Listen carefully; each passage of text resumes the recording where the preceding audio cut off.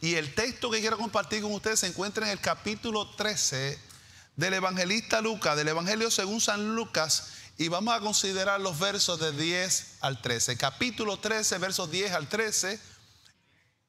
Esta palabra ha calado profundo en mi corazón, y así debe ser cada vez que alguien se pare aquí, para que esa palabra que te ministra, ministre también a otros. Y los que puedan, por favor, se ponen en pie para tener lectura de esta porción de la Escritura. Lucas 13, verso 10 al 13. Leemos en el nombre del Padre, del Hijo y del Espíritu Santo. Enseñaba Jesús en una sinagoga en el día de reposo. Y había allí una mujer que desde hacía 18 años tenía espíritu de enfermedad y andaba encorvada y en ninguna manera se podía enderezar. Cuando Jesús la vio, la llamó y le dijo: mujer, eres libre de tu enfermedad. Y puso las manos sobre ella, y ella se enderezó luego y glorificaba a Dios. Palabra de Dios. Señor, esta es tu palabra. Prospérala en mi corazón, en mis labios, en mi mente, en todo mi ser, para poderla, Señor, promulgar, compartir, enviar, Señor, como un mensajero envía un mensaje urgente, Señor, al corazón y la mente de tu pueblo y de todos los que habrán de escuchar esta palabra. Ya, Señor, esta palabra es bendecida porque fue inspirada por el Espíritu de Dios. Yo solo te pido que la prosperes en cada uno de mis hermanos y en el mío propio. Gracias porque, Señor, estoy seguro, Señor, de que esta palabra habla de ministrar a cada uno de nosotros y nos servirá de herramienta para seguir creciendo en tu reino y para tu gloria. En Cristo Jesús. Amén, amén. Se pueden sentar, pueblo del Señor. Hoy, aunque no parece conectar, porque todavía no he comenzado a hablar del relato, he titulado esta reflexión La mujer invisible. Parte 1. La mujer invisible. ¿Sabía usted que en la Biblia hay un relato donde se nos habla de una mujer invisible? Sí, el relato es el que te acabo de leer. Es un texto que nos ha llegado no solamente para mostrarnos un milagro de sanidad, sino también para mostrarnos la convergencia, el encuentro, el choque de algunos antiguos y aparentemente invencibles poderes que a veces resucitan, resurgen en medio de las iglesias y que no ayudan al desarrollo y crecimiento de ella. Son poderes que vienen a juntarse un día sábado en una sinagoga, el día en que Jesús precisamente estaba compartiendo la palabra de Dios. Importante es el hecho de que Jesús se encontraba en ese lugar y además de que estaba enseñando. Con toda probabilidad, al saber la gente del lugar que Jesús era el que habría de compartir la palabra, de que Jesús iba a estar en esa sinagoga tenía que estar abarrotada de gente. Porque Jesús doquiera iba, lo seguían multitudes. Y nosotros somos parte de esas multitudes del reino y de la iglesia gloriosa de millones y millares que será levantada y vestida con ropa blanca para pasar la eternidad junto con Él. Interesantemente, son los elementos que hemos extraído quirúrgicamente con pinzas para descubrir las verdades teológicas, doctrinales y espirituales que contiene este texto, que parece sencillo y que no hay que explicarlo. Pero cuando uno ora al Señor, el Espíritu le revela los secretos que están detrás de la Escritura, detrás de la palabra, del verbo, del sustantivo y del adjetivo, aleluya, y de la conjunción, para describir un elemento espiritual que nosotros necesitamos escuchar. Dice que estaban en una sinagoga. No estaban en el templo, y las sinagogas eran como unas cabañas donde se reunían en el Sabbat para leer alguna porción de la Escritura y para discutirla y aprender de la palabra. Era como un estudio bíblico, donde un rabino, un maestro de la ley, se paraba al frente y discutía con los que fuesen ese día a la sinagoga la palabra, principalmente del Antiguo Testamento, porque el Nuevo no existía, de los profetas o la ley de Moisés. En esa sinagoga, sorpresivamente, dije sorpresivamente, había una mujer. Pero al parecer esa mujer era invisible. Sí, hermano y hermana, era invisible la mujer. ¿No se habían dado cuenta? Puesto que nadie se había percatado de su presencia en el lugar. Nadie la había notado. Y ella estuvo allí desde el inicio. Y allí estaba en algún lado de esa sinagoga escuchando lo que los líderes espirituales tenían que decir. Pero ella, nadie le importaba. A ella nadie la contaba en el tablón de dicto, ni siquiera esperaban que diera una ofrenda. Mucho menos porque no la ven, está invisible delante de la gente. ¿Alguna vez te has sentido así? ¿Alguna vez te has sentido que estás en un lugar abarrotado de gente y te sientes sola? ¿O te sientes solo? Posiblemente esta mujer, o seguramente esta mujer se sentía de esa manera. Estaba en un lugar donde nadie la percibía, donde nadie la notaba, donde era un cero a la izquierda sin valor ninguno para los que allí se encontraban. Y dice el texto que llevaba 18 años con una enfermedad. Hermano, ¿usted sabe lo que es eso? 18 años con una enfermedad. Y no era una enfermedad cualquiera, era una enfermedad músculoesqueletal de la cual desconocemos el diagnóstico. Pero a veces yo guiándome de enfermero, creyendo que sé algo, la que sabe aquí es la doctora Marrero, no soy yo. Posiblemente esta mujer tenía un daño irreversible en la sección cervical y dorsal de su columna vertebral. ¿Ves que eso es un poquito?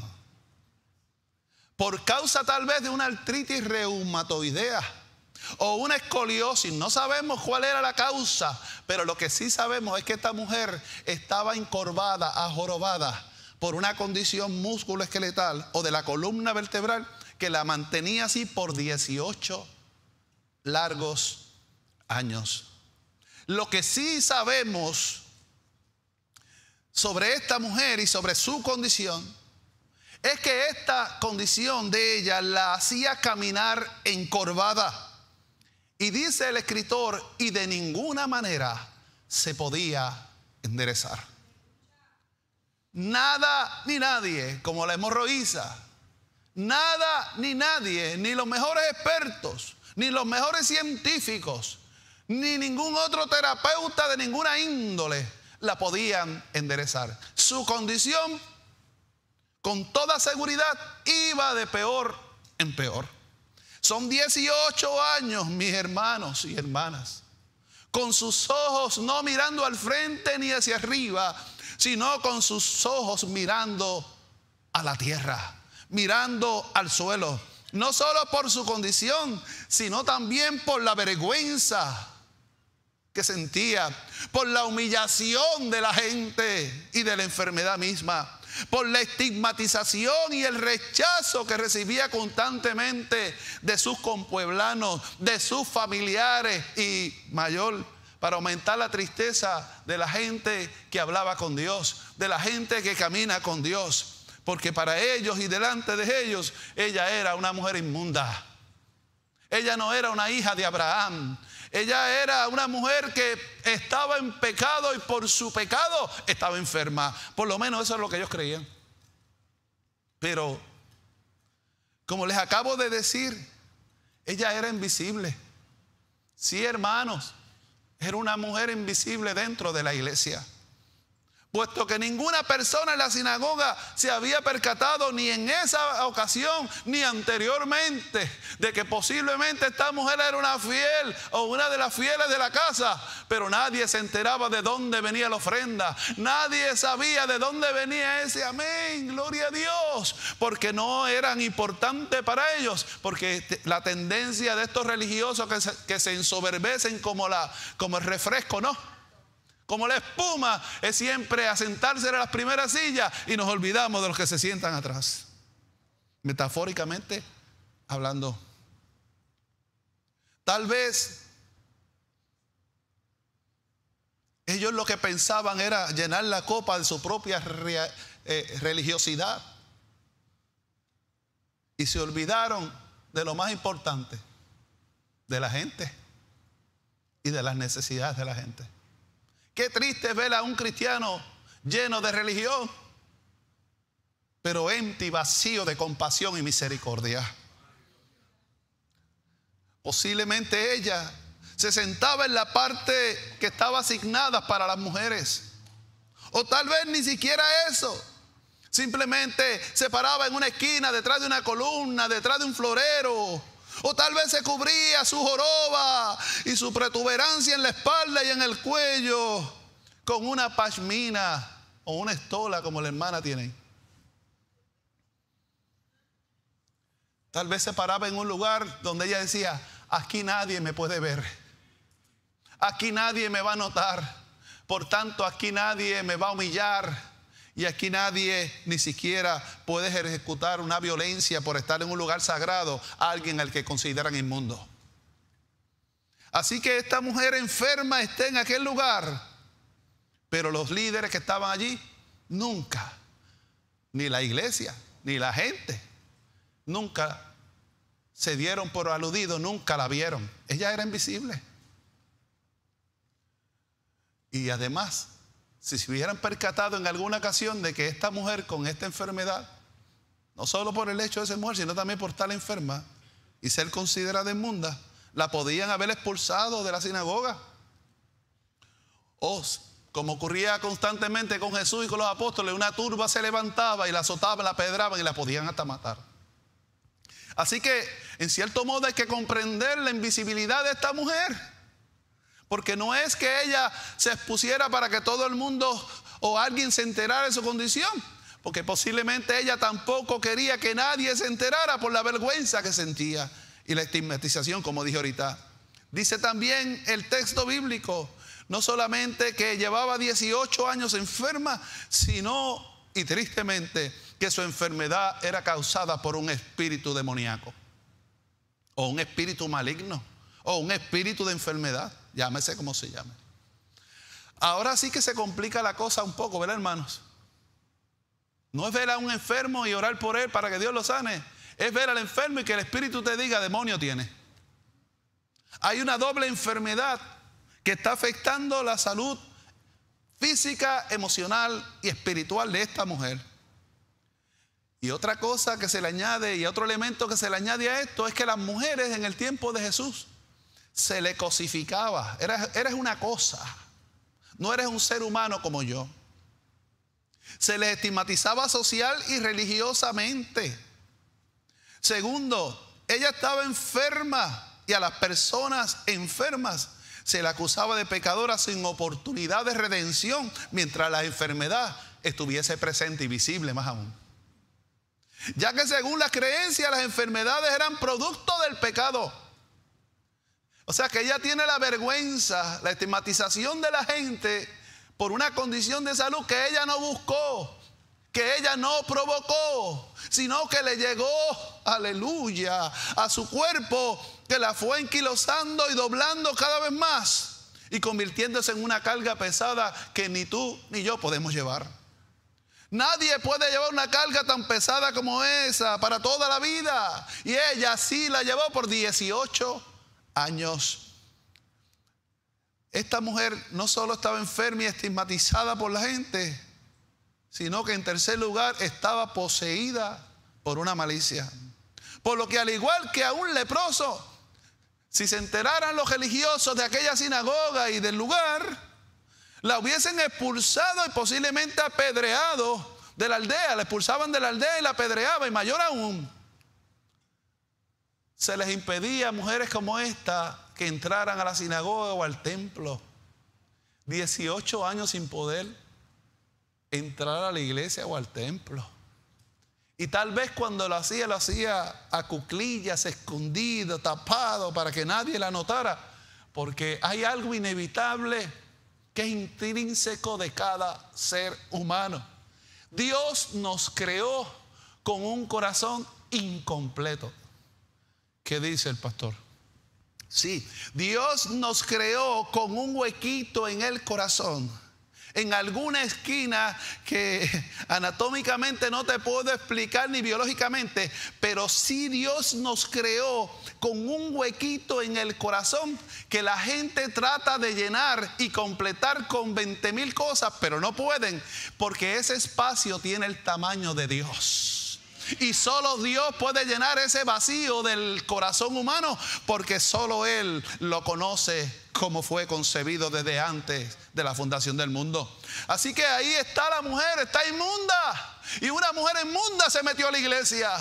Por eso ella no podía revelarse, por eso ella era invisible, porque ella sabía que a la hora que se enteraran que ella estaba metida en la iglesia con su joroba, con su anquilosamiento, la iban a rechazar, la podían matar.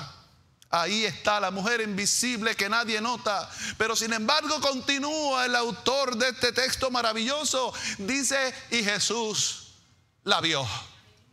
Jesús la vio, iglesia, hermano y hermana.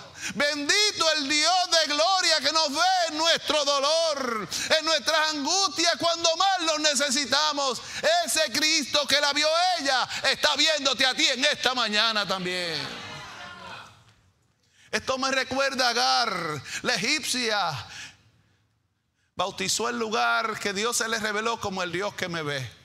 El vidente que me ve.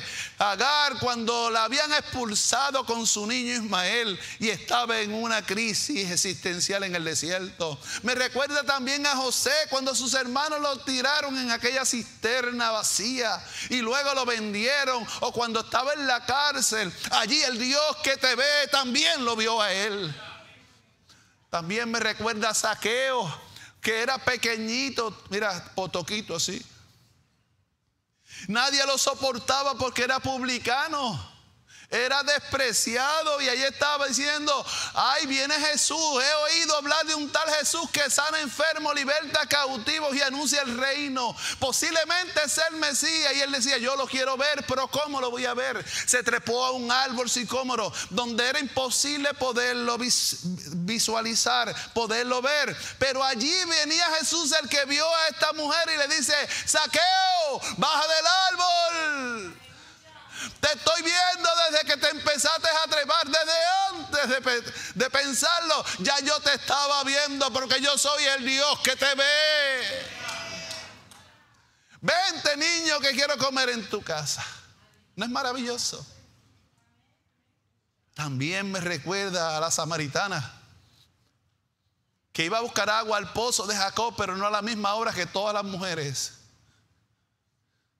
Sí, hermano, porque también era estigmatizada, y nosotros se nos hace fácil juzgarla porque 5 maridos tenía y el que tiene no es de ella. Y rápido decimos que es una ramera así, a borrón y porrazo, sin tener la evidencia científica para eso, bíblica o teológica. ¿No recuerdan que antes las mujeres se tienen que casar con el hermano, con el hermano, con el hermano? Se siguen muriendo, se casa con 7 hermanos mientras tenga vida, para dejarle heredad. Y ella no decidía nada. Ella era una cosa. Ella era un objeto con el cual yo podía negociar. Lo podía canjear por una cabra, una vaca o cualquier cosa de dinero, porque ella era propiedad del varón. Y en la antigüedad ocurría de esa manera. Así que no juzguemos, ¿verdad?, si no tenemos la evidencia contundente. Y aun cuando la tengamos, tampoco juzguemos, porque nosotros también seremos juzgados con esa misma medida. Así que Jesús la ve también a la samaritana y a muchos otros que, como tú, se sienten solos, se sienten ignorados y desechados. Aleluya, gloria a Dios, alabanza al que vive para siempre, que Él siempre nos ve. Y como nos ve con ojos de misericordia. No nos ve como nos ven los demás hombres. Y al verla con ojos de misericordia, ¿sabe qué hizo Jesús? Dice el texto que la llamó. Sí, hermanos, Jesús la llamó. ¿Quién diría que Jesús iba a llamar a una mujer invisible? Ay, ay, ay. Eso nos muestra que no hay nada. No hay nada que Dios no sepa, que Dios no vea, porque Él es el Todopoderoso, el Dios omnisciente que todo lo sabe. Y Él sabía que de toda la gente que estaba allí, alguien necesitaba un milagro. Alguien necesitaba que yo la llamara, dice el Señor. Alguien necesitaba que el Señor se le acercara, la restaurara y la dignificara. Habrá alguien aquí que diga: yo necesito acercarme al Señor. El Señor te está llamando a ti también hoy. La mujer decía: ¿quién, yo? Sí, tú misma, le dijo Jesús. No. No puedo ser yo, tú no me puedes estar llamando, yo soy invisible. Oh my God. Tú no me puedes estar viendo. A mí nadie me ha visto jamás. Nunca me han visto en la iglesia. Llevo años viniendo aquí y nadie ha notado mi presencia. Además, aunque quisiera, no puedo acercarme, maestro divino. Estoy enferma. Soy inmunda. ¿Acaso no ves mi condición? ¿Acaso no ves mi dolor? ¿Acaso no has notado mis heridas, Señor? ¿Por qué me llamas para avergonzarme? Me van a apedrear, me van a humillar. Pero el Señor insistía: no, ven, hija mía. Ven, hija mía, le decía el Señor. Y cuando ella decide caminar, me imagino a la gente sorprendida. Cuando se quita la estola de la espalda. Y la gente diciendo: wow, y tapándose la nariz, despreciándola por lo que ella es. Pero Jesús no es ese. Jesús no toma medidas asépticas en el sentido literal de la palabra, porque Jesús tocaba leprosos, tocaba muertos, tocaba enfermos, y para un rabino eso era abominable. Pero el rabino que está llamando a esta mujer y que le dice: ven, aleluya, no era como los otros rabinos. Este rabino tiene poder sobre la lepra y le dice: quiero ser limpio. Tiene poder sobre la muerte y le dice a la niña: talita cumi, a ti te digo, niña, levántate. Y le está diciendo a esta mujer encorvada: ven a mi presencia. Ven, que Cristo te llama, iglesia del Señor. Y si está aquí fue porque el Señor te invitó. Adora y alaba. Sin embargo, Jesús no es como los otros rabinos, que muchas veces tienen apariencia de verdad, pero por dentro, complete la oración. Y al ella caminar temblorosa, me imagino a Jesús tomándola. Perdonen, hermano, hoy estoy llorón. Tengo una lágrima en el ojito, como decía mi nieta, decía: tengo una lagrimita, me decía, tengo una lagrimita. Es que no puedo dejar de emocionarme, porque yo estoy en esa sinagoga. Y he estado en esa sinagoga.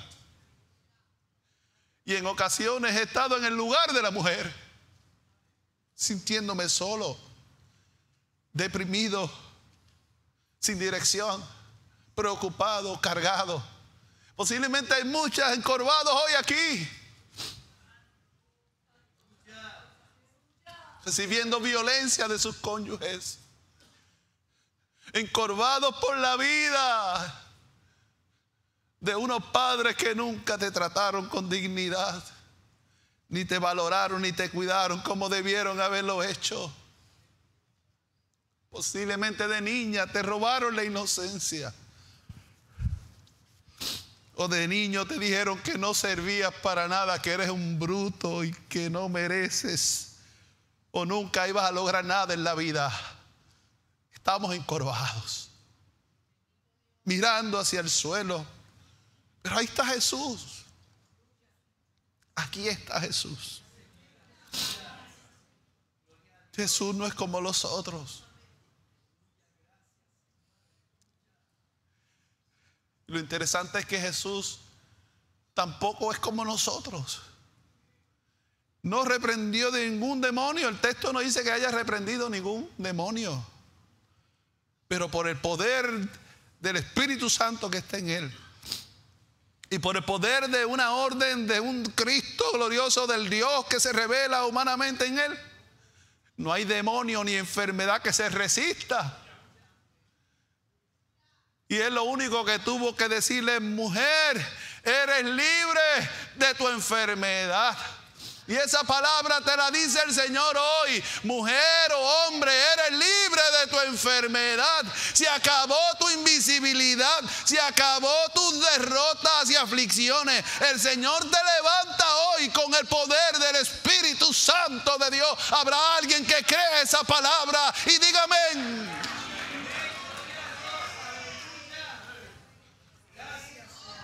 Oh my God. Tú eres poderoso, Señor.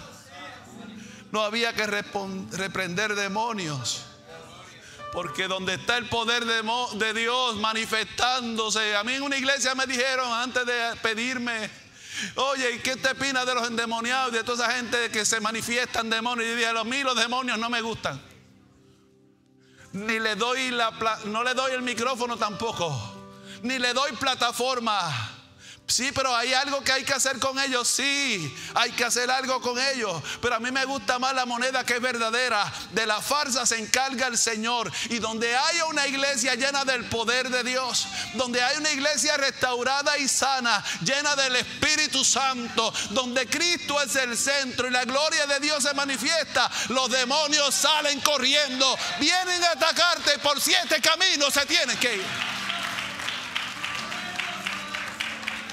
No estoy negando que no recibamos ataques. La semana pasada yo estaba durmiendo y recibí un ataque del enemigo mientras dormía. Pero nosotros tenemos unas armas, una armadura que no son carnales sino poderosas en Dios para destruir fortalezas. Me levanté de inmediato y le dije: diablito, estás tratando de robarme la paz y la salud. Te equivocaste de casa, te metiste en el cuarto equivocado. Me metí de rodillas porque así peleo mis batallas. De rodillas se pelean las batallas. Y le dije: diablito feo, tú estás derrotado, te espera el infierno, pero yo soy un redimido por la sangre del Cordero de Dios. La sangre de Cristo que me cubre, la sangre de Cristo que me limpia y me perdona, al igual que a mi esposa y a mis hijos y a mis nietos y a toda mi parentela y a toda mi iglesia y a toda la iglesia del Señor. No tienes suerte ni parte, te vas de aquí. Desiste de intento porque Dios está conmigo y es más poderoso que tú. Se limpió la nube, se fue. El ambiente, la carga se fue. Y la presencia, la chequiná de Jehová empezó a manifestarse en mi vida y en mi cuarto. Oh Señor, santa batalla, santa victoria, mi alma te adora. Jesús no reprendió ningún demonio, pero por su poder le dijo a la mujer que era libre de su enfermedad: solo te toca a ti creer. No tienes que hacer nada extraordinario. Le dice: bueno, no me vas a dar terapia, no me vas a mandar para un fisiatra, o esos que estiran uno, que le hacen estirar los huesos, quiropráctico. No, Jesús es el mejor fisiatra y quiropráctico que tú puedas, aleluya, tener para la iglesia. Ella le dice: Señor, todavía tengo mis dudas. Tal vez le dijo: ayuda a mi incredulidad. Por mí han orado mucha gente. Me han profetizado 1000 veces y aquí sigo encorvada. Pero el Señor te dice hoy, iglesia, hoy es el día, hoy. No mañana, es hoy. No tienes que seguir caminando encorvada o encorvado, porque aquí está Jesús. Aquí está Jesús. Aquí está el Señor. Quizás, hermano, tomaste una mala decisión. Tuviste un descuido espiritual. Tal vez te hirieron. Alguien te dejó caer cuando eras niña o niño, como a Mefiboset, y necesitas perdonar. Sea lo que sea, Jesús te dice: mujer, hombre, eres libre de tu enfermedad. Y dice que al instante ella se enderezó y comenzó a adorar a Dios. Sí, iglesia, lo primero que hay que hacer es enderezarnos. Hay una parte que Dios quiere hacer en tu vida, pero hay otra que te toca a ti. Él dijo la palabra y dio la palabra. Mujer, Él es libre de tu enfermedad. Pero al que le toca y al que le corresponde creer es a ti y a mí. Tú eres el que tiene que soltar las muletas. Tú eres el que te tiene que parar del sillón. Tú eres el que tiene que hacer el esfuerzo para enderezar la curvatura. Tú eres el que tiene que confiar que ese hinchazón, donde sea, y esa herida habrá de ir sanando, restaurando el tejido. Los huesos sonaron claque, claque, claque, claque. Me parece oír el ruido de esos huesos. Pero hay una mujer, hay algo que está siendo transformado y siendo hecho nuevo en este lugar, en la sinagoga también. Bajo el ojo acusador de la gente, de los fariseos, de los escribas y los religiosos, Jesús estaba dañando, quebrantando el día Sabbat. Pero en el reino de Dios no importa el Sabbat, porque el Sabbat no fue hecho para ser servido por el hombre, sino para que, aleluya, para que el hombre fuese servido por el Sabbat. Porque para Dios los rituales, los días domingos, sábados, lunes, los 7 días, 3, 6, 5 del año, 24 horas, qué sé yo, sigo por ahí, no es lo más importante. Lo importante es el corazón y una alma que necesita ser sanada. Por eso viniste hoy aquí. Tú no estás por casualidad. Tú estás aquí porque el Señor te trajo y tiene un plan perfecto para tu vida, un propósito eterno. Pero no importa lo que haya sido lo que te hizo anquilosarte, enderézate. Vamos, enderézate. La orden ha sido dada. No sigas cargando con ese peso bajo tus hombros, sobre tus hombros. No sigas creyendo lo que diga la gente de ti. Ama y valora más lo que Dios dice de ti. Puesto los ojos en Jesús y no en el hombre. Primero se enderezó. Tienes que enderezarte, querido hermano. Ya Jesús dio la palabra. Ya Él hizo, aleluya, Él hizo su parte y ahora te toca a ti. Tienes que levantarte. Iglesia, tienes que levantarte.